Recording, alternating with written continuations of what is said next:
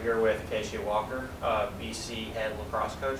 Now, the team didn't get the result they were looking for Saturday, but there seemed to be a lot of positives on the field. Can you talk about what you saw against North Carolina? North Carolina's a really, really talented team with, loaded roster of good athletes and lacrosse players. But our team was ready for the challenge, and we should have won. We sort of shot ourselves in the foot, made a lot of stupid mistakes and poor, decisions. But we're happy with the positives, but we expect to win those games. So I think a lot of people are making the mistake of thinking that we're content with being close, and really it's a loss. So hoping to see them again.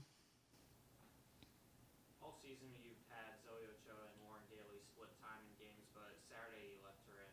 What led to the decision of keeping your senior goalkeeper? Yeah, we've been really strategic about this. Actually, it's not an emotional decision. We're looking at the save percentage of the first half, along with a little bit of halftime decision making to help us with that decision. We love the look to split the goalies because I think it really challenges the attackers on the other team. But Zoe had had hit a certain threshold of saves that allowed us to consider keeping her in to keep her flow going.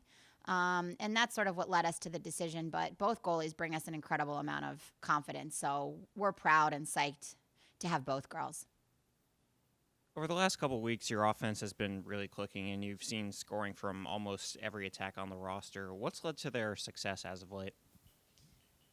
I think actually the trends are happening all over the field, positive trends everywhere. The offense is clicking, but the defense is also making a lot of improvements, and I think it's been more of like a team adjustment versus a unit adjustment.